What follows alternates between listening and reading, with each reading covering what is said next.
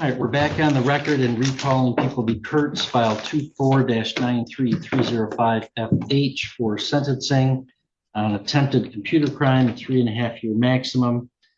I discussed with counsel in chambers the issue I had raised in response to the defense objection to a statement in the pre-sentence report. On further review with the prosecutor in chambers, it appears that I'm going to sustain the defense objection to the final sentence in the description of offense narrative. So Agent Lesky on page 3 of the CFJ 284, final sentence of the description of offense narrative, Kurtz admitted that he drove to the motel room to engage in sex with the 15-year-old female. We're just simply going to strike that sentence. That interview did contain some ambiguities, or where he did make some admissions, but also then recanted them and issued some denials. So the cleanest, I think, description is just to omit that sentence. The description of the text is in the paragraph prior to. All right, so Mr. Williams, continuing, any other defense modifications requested the factual information in the report? No, Your Honor, we're not challenging. This isn't just another routine sentencing hearing. This is a courtroom battle where legal definitions, intent, and human vulnerability collide. A man accused of attempting a deeply disturbing crime, but with no actual victim. A defense that leans on medical conditions and side effects. And a judge forced to weigh justice against compassion. As arguments unfold over what counts as predatory behavior, the stakes shift dramatically, turning what could have been prison time into something far more nuanced. But the real question is, how far should the law go when intent exists, but reality doesn't match the crime? Stay with us, because this case takes a... Mr. Wirgo, any challenges to the factual information in the report? Not factual, Your Honor. The advisory guidelines were scored at 0 to 6 months. Mr. Williams, do you have any defense challenges to the scoring of those guidelines? We would challenge offense variable 10, Your Honor. We scored at 15 points for predatory behavior. One or more of the factors described in the statute doesn't automatically equate to the conduct. And in this instance, we all know that there wasn't an actual child involved in this incident. So I'm not sure. Okay, thank you. Mr. Wirgo, your response to that objection? Your Honor, I believe the statute reads predatory conduct. It doesn't mean to a victim actual or hypothetical. I think there's ample evidence that predatory conduct existed based off of the factual information at PSI. Well, the statute, MCL 777.40, subsection 3A, defines predatory conduct as pre-offense conduct directed at a victim or a law enforcement officer posing as a potential victim for the primary purpose of victimization.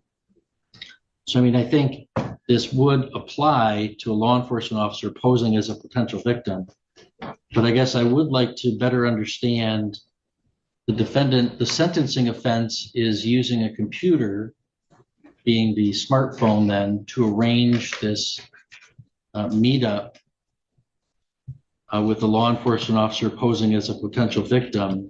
To score predatory conduct, I have to find some conduct prior to that offense, pre-offense conduct. What would be on the record to establish pre-offense conduct directed toward the law enforcement, toward the victim for victimization?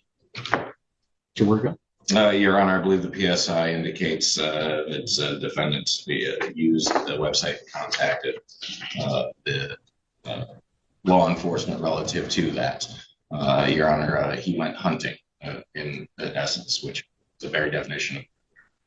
If I may. Yes, Mr. Williams. It strikes me that is the offense that he's being sentenced for, is using the computer for that purpose. He is, and the website that he uses is an adult website, and it's not an unlawful website that doesn't target children. In fact, it has a disclaimer that you have to be 18 or older to even use the website, so it wouldn't be pre-offense conduct in those circumstances. Where the sentencing offense is using the computer, I'm struggling to find pre-offense conduct. So therefore, I'd sustain that challenge and score OB 10 at 0 points. Any other defense scoring challenges? No, Your Honor. Mr. Virgo, any scoring challenges from the people? The people would challenge the scoring of OB-12 for contemporaneous felonious acts. Your Honor, we would argue that there are two contemporaneous felonious acts: use of a computer to commit the seduction, as well as the accosting. Your Honor, the plea agreement specifically says no conviction on the underlying offense, but it does reference the underlying offense of accosting for the basis of use of the computer. Therefore, we have at least accosting as contemporaneous felonious.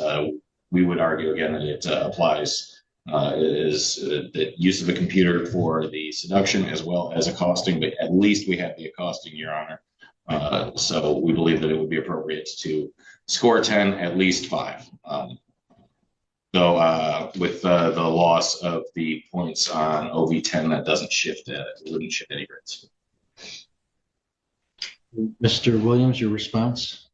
I don't believe that that's an accurate understanding of how the contemporaneous felonies would apply, so I would object to that. Yeah, the computer crime is he's being sentenced for the attempted computer crime. So using the computer would be part and parcel of that sentencing offense. It wouldn't be a separate felonious act. And I understand there's some nuance to what the predicate is for purposes of SORA, with the intention to prevent Mr. Kurtz from being disqualified for any housing assistance he may need due to medical issues in the near future. But nonetheless, the allegation is that Mr. Kurtz is using the computer for the purposes of the accosting. That's what's in the plea agreement. So that's not a separate act. It's separate crimes, but it's one act. So I don't see sufficient separation, daylight between the acts. So I would deny that challenge to OB-12. So that would mean the total OVs are at 0. OV level would be 1. And on class, this is a class E offense. So that would change the guideline range to 0 to 3 months. Is my math correct, Mr. Wirgo? Yes, Your Honor. Mr. Williams, is my math correct? All right, Mr. Williams, anything you want to say on behalf of your client? I do, Your Honor. This case has been going on for about 2 years now. Mr. Kurtz does have Alzheimer's, and I'm not going to discuss that. Parkinson's, and I know that there's other people in this courtroom that have family members that suffer with it, so I respectfully not going to say much about that. He is on 8 different medications. He has substantially declined since this case has begun. His son has been basically communicating for him and helping him figure out these complicated things that have been going on. When he got Parkinson's, he was placed on a medication that caused him to obsess about sexual thoughts. He literally scoured Indiana, Illinois. He found literally hundreds, if not thousands, of people to engage in. Not all that he had sex with, but he was obsessive about this point where his wife left him and divorced him as a result of that. And as taking that medication, as his health declined, he came across this: skip the games. He intended to, as he had done now, literally hundreds of times, engage in some type of form of adult prostitution. And this is where he ended up. Currently, though, he can't really drive. He can't do much for himself. And he's just a day at a time. So I'm asking the court, based off of those facts and the information in this particular case, I understand that this sting operation serves its purpose, and I do understand that I've been doing this job too for a long time, and there's tons of reprehensible, just horrible child victims in the world. I mean, it's crazy what we do as humans to each other. But Mr. Kurtz wasn't looking for a child. He wanted to engage in prostitution, and he has been, as a result of the side effect of the medication. I mean, when his whole adult life without any of these problems, he didn't seek out women, he didn't cheat on his wife, he had a successful career, and he got a disease, and the side effect of the medication disease caused his life to go in this direction. So I would ask the court, because of his medical conditions, because it's a 0 to 3 month presumptive no jail sanction, to sentence him to fines and costs He's been going on 2 years now without any problems with the court, without any bond violations, without any charges. He hasn't been a danger to the society or the public in the pendency of this case. And we're at the end of it. So for all those reasons, I would ask the court to consider fines and costs, Your Honor. Thank you. Thank you, Mr. Kurtz. You don't have to say anything today. If you don't, I don't hold that against you at all, but you're also allowed to make any statement. Is there anything you want to tell me today, sir, or no? You want to say something? Thank you, sir. Mr. Wirgo, any recommendations from the people? Your Honor, I would argue that now there's an updated record that includes hundreds of attempts to procure prostitutes, that would potentially be predatory conduct now. We didn't have that in the record before, so I'd ask the court to reconsider that. As to that, Your Honor, the recommendation, Your Honor, Maximo, he came here to this county to have sex with a 15-year-old girl. Show him what happens. Thank you. All right, well, I think the guidelines are appropriately scored on that. That wouldn't have been pre-offense conduct directed at victimizing somebody in this particular case. So, Mr. Kurtz, if you please stand for the court sentence. All right, Mr. Kurtz, this is normally what to do in a case like this is pretty simple, and it's exactly what Mr. Wirgo expressed. Just throw the book, bury him under the jail. There was another gentleman convicted of, well, I won't call him a gentleman, there was another adult male who was convicted of a similar offense from the same sting operation that weekend, and I sent that person to prison. So there's a very good case for me to send you to prison, lock you up in the jail for as long as I can. Each case is separate and individual. There's a lot of complicated things in this case that I don't have as clear a picture of as perhaps you and your attorney and the prosecutor do. That's not uncommon. The judge, unless we have a trial, I'm just reviewing the pre-sentence report and some materials. You all are living with the case and the facts of the case and know it in more living color than I do. Apparently, there are some documented and legitimate diagnoses of Parkinson's, which is doesn't excuse your behavior, but it is relevant to think about in terms of the length of any incarceration. And there's a documented onset of dementia, which is affecting some of your behavior. Doesn't excuse it, and nobody has filed a request for a competency or criminal responsibility. So nobody's saying you're not responsible for your conduct. So I have to sentence you for your conduct.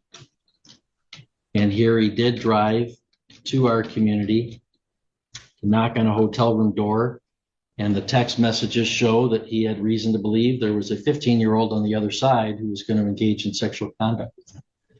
That's a dangerous situation. That's reprehensible conduct. The parties have reached a plea agreement in this case that avoids sex offense registration, as I understand it, principally to allow Mr. Kurtz to be placed in a home where he could receive the care that he may soon need with his dementia. So I'm not going to order SORA registration. And the guidelines are scored after the court's resolution of the challenges at 0 to 3 months. There is a defense counsel's right that there's a presumption that there would be no jail under the criminal justice reforms for any guidelines that starts with a 0, unless the court has reasonable grounds to impose incarceration. Here, I think that there are reasonable grounds to impose incarceration, and that is the fact that you're traveling somewhere intending to have sexual relations with a minor. And I certainly hope that sounds like Mr. Kurtz's family is now placing some, as for lack of better words, some guardrails around his residency and care that hopefully are going to keep this kind of behavior at bay. He's 66 years old, has no prior criminal record or no prior indication of any concerning behavior. That's a relevant factor as well. Taking all those things into account, there are state costs of $68, the crime victims assessment of $130, court costs of $350. You have to comply with DNA testing and pay a $60 fee. I don't perceive grounds to exceed the guidelines, but I will sentence you on the top end of those guidelines to 3 months in the Presque County Jail with credit for 3 days previously served. If you wanted to appeal from your conviction or my sentence or both, you'd have to file an application to the Court of Appeals. If you wanted a lawyer appointed, you'd have to request that within 6 months. We're going to hand you some paperwork about that appeal, ask you to initial one copy for us. The other one is for you to fill out if you wish to take an appeal. The sentence will be served forthwith. All right, that'll conclude our hearing today. Yes, Mr. Williams. Yeah, just briefly, there is a, Mr. Kurtz has initial one returning it to the court, and he's kept one for himself. Okay, thank you very much. Also, he's a vehicle that was not, it was just, what asset is to be returned to him, and just the record for it. It's taken at the time and just been sitting there since. Well, I'm not aware of any forfeiture. Is there a forfeiture action going on with that vehicle? We are contemplating it, Your Honor, yes. Well, I guess deal with the prosecutor with that. All right, thank you. All right, we stand adjourned. Please give this list. Prosecutor? Yeah, good afternoon, Your Honor. James Gilbert here on behalf of Ms. Shiflett. All right, did you get a chance to review the report and recommendations with Mr. Shiflett? Yes, Ms. Shiflett and I did go through the report recommendations. I don't see any scoring challenges or corrections. Okay, Ms. Goodrich, any additions, corrections, or scoring challenges? No, Your Honor. Okay, Agent Fagan, I did have a request on the copy that I got on page 1 of the CFJ 145. It did not reflect the habitual offender fourth, and it reflected a 10-year maximum. You can change that to the habitual fourth with the life maximum. The guideline scoring did take into account that the 5 to 46 has the habitual, but the SIR does have a statutory max of 120. If you could change that to life as well, or I will on the SIR. Okay, Mr. Gilbert, anything you want to say on behalf of you? Your Honor, I have had conversations with Ms. Shiflett. Kind of interesting fact, there was another person that was just sentenced into the recovery court with a very similar name. And Ms. Shiflett and I were going through a PSI, and we were almost 45 minutes into it when she told me that, oh, they have me down as I'm 24, and we found out we were going through the wrong one. So we know for a fact that we went through the PSI very thoroughly, at least twice. And in that time period, we discussed how much prison time my client's looking at if this is unsuccessful. And she's repeatedly told me she wants to commit to the recovery court. She wants to, even though she's had some hiccups, she wants to do her best at it, and that she feels she needs it. And the reason for her desire for recovery court is not to avoid a prison stint or a lengthy jail stint. It's to get sober. And so I would ask the court to sentence her to the recovery court program. Thank you. Sir, thank you. Ms. Shiflett, you don't have to say anything today, but it is allowed. Is there anything you want to tell me? Yeah, my son had asked me to write a 2-page letter just saying why I'm here and why my relapse happened. So I did that. Like, I've taken the last 5 weeks and just reflected on everything. But I realized first page and a half just kind of were excuses. It was, when I was at Harvard Hall, I was doing very well. But while I was there, I started realizing the relapse behaviors in me. And I knew the things to do. I just didn't do them when I came home and I relapsed. So I really would rather not read this. I thought maybe I'd read it to Nicole maybe tomorrow or something, but I would like to read this. It says, I stopped writing that letter last week because I realized that I was blaming everything on my relapse, when in all actuality, the truth is I relapsed because of me. I knew a lot of coping skills and things to do to not use. Yeah, I just didn't apply them. I've been thinking a lot, and I realized that I really don't know why I used that day. I don't know if I thought I could do it just one more time, if I truly was doing it to clean the house, or if I thought I could just get away with it. I really don't know what I was thinking, honestly, but I do know that I am absolutely positively 100% ready for a change in my life. A change in me. I'm tired of life and the lies I was living. And I realize that I can't do this on my own. I need help.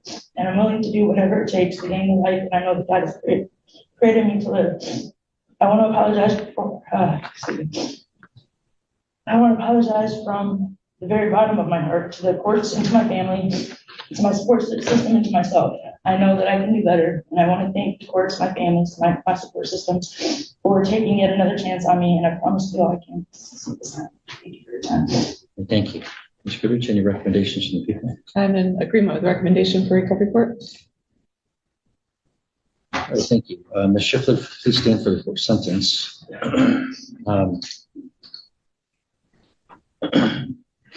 Ms. Shiflett, you know, as a recovery court, we've been getting much more involved with this family unit than I would have ever thought. But you know, your son graduated the program. Your ex was in the program doing well before his untimely death, and your daughter and you are entering the program at the same time. But what you need to know is, you know, I don't view it as the Shiflett family in the recovery court. It's individual people in the recovery court, and each one of you is going to have to make your own path. Okay, each person's recovery journey may look different. You've had a significant amount of trauma in your life that I'm not going to rehash here with you today and make it difficult for you. You've had significant substance abuse issues in your life. Some of those things have led you to, I guess,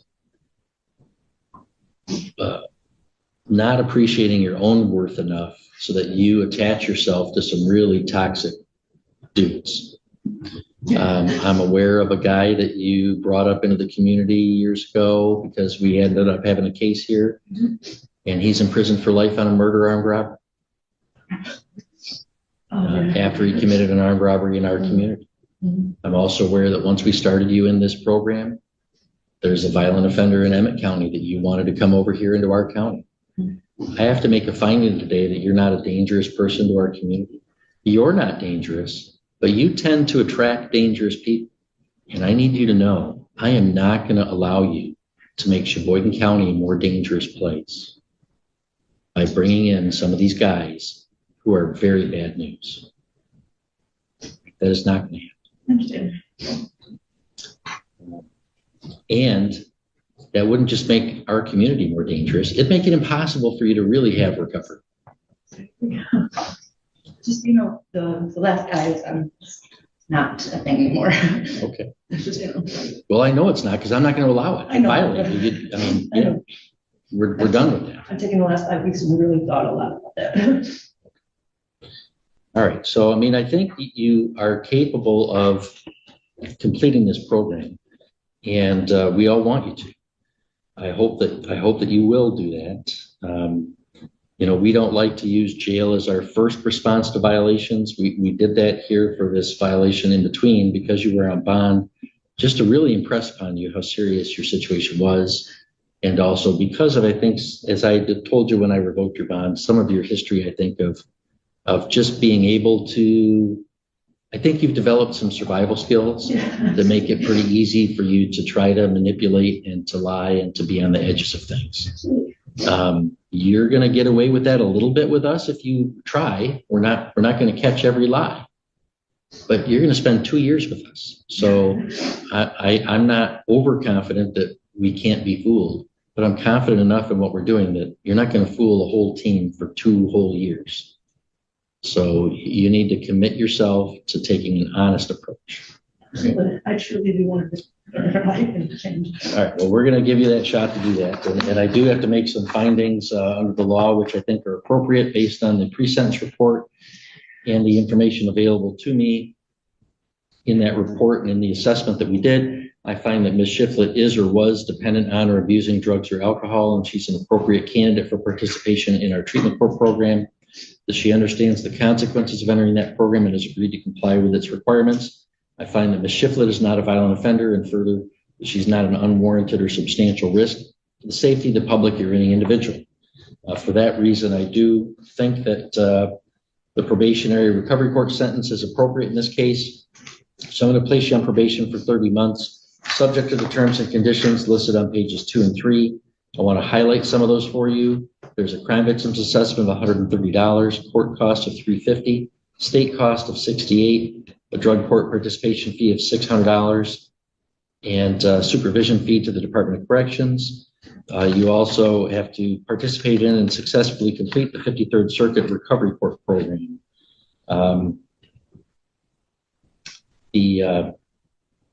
And I'll order that you serve 169 days jail. Give you credit for 169 days previously served so that you can be released. Hopefully we'll get that paperwork done today. Sometimes on a busy Tuesday that might not happen, so you might have one more overnight and get released out tomorrow. If that's true, we'll bring you out for recovery court in the morning. If you do get out tonight, show up for recovery court in the morning. Okay. You may file an appeal if you wish by filing an application to the Court of Appeals. If you wanted a lawyer, I'd give you one. You'd have to ask me within 6 months. So we're going to hand you that paperwork. You can fill it out if you want to take an appeal. One copy, we're going to ask you to initial this. Do you have any questions for me? Thank you so much. I Okay. appreciate it. All right, good luck. To the extent this is a departure from the straddle cell, there's reasonable grounds because it's a treatment court option. And here it is, the final decision. Despite acknowledging the serious and disturbing nature of the offense, the judge ultimately lands within the revised sentencing guidelines. 3 months in jail, the maximum within a reduced range of 0 to 3 months. This outcome reflects a careful balancing act. The court recognizes the danger of the defendant's actions, traveling with the belief he would meet a minor, but also considers his age, lack of prior record, and documented medical conditions. Importantly, the plea agreement avoids sex offender registration, allowing for potential medical care placement in the future. This case highlights a critical reality of the justice system. Not every decision is black and white. Sometimes it's about weighing harm, intent, and humanity all at once. So now we turn it over to you. Do you think this sentence was fair, or should it have been harsher? If you found this case as shocking and thought-provoking as we did, make sure to hit that like button, share your thoughts in the comments, and don't forget to subscribe for more jaw-dropping courtroom breakdowns.